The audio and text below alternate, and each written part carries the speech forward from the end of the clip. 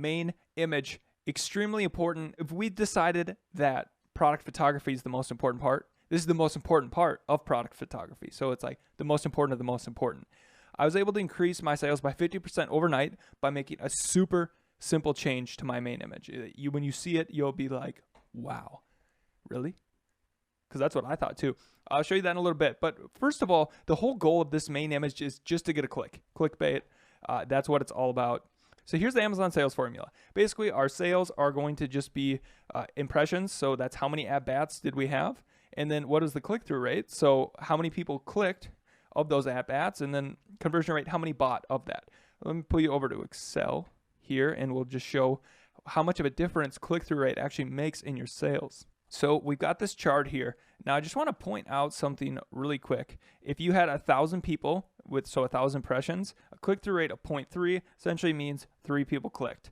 Conversion rate of 20%, nobody even bought yet on 1,000 people seeing your listing. That's unfortunate. But if you had instead a 5% click-through rate, then you would have had 50 people on your listing, and then you would have had 10 that bought. That would be neat. Well, here is basically the math. There's only one way to really increase your click-through rate, and that's what this is all about. You can't increase impressions with your main image, really, and you can improve the conversions to a certain extent, but the main thing is this click-through rate. If you never get an at-bat, you never get a sale. So what did I do to increase mine 50% overnight? I'll get onto it. All right, look at this hot dog stand. I did the equivalent of this. So I looked up a hot dog stand. By the way, actually, it's like the only hot dog stand on Amazon, 500,000 a year. Pretty crazy. Anyways, that was their main image right now. It looks okay, whatever, not bad. But if you were to just go ahead and do this, just maximize every single pixel, it doesn't seem like much.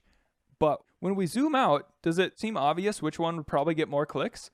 You know, as we move farther and farther away, this main image is extremely important, especially if we're on desktop or zoomed out, anything. So definitely maximize every single pixel.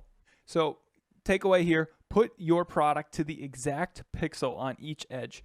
We are off a tiny bit here because of OneNote, but it's the same effect. So go ahead, do that. Do it in nice high res. I normally do 3,000 by 3,000 pixels. And now the other thing that is going to affect your click-through rate here is going to be how relevant your product is or how different it sticks out to the competitors. So you will find that you'll get good click-through rates on certain keywords and bad click-through rates on certain keywords. If you have a high click-through rate, that means people are interested in your product. And if not, then maybe you don't match for that keyword. You can get into optimization and PPC later, but just for right now, you really want to match what are those keywords that you think you're going to get sales through where you have the best at bat, and then now make the best main product image that matches to the most of those where you think you have the best opportunity.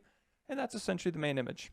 And we have a whole bunch of videos with Eric from Virtuous Graphics analyzing what makes a good one, what makes a bad one, what you can and you can't do. So if you're interested in learning more about your main image, which you should be, go ahead and watch those.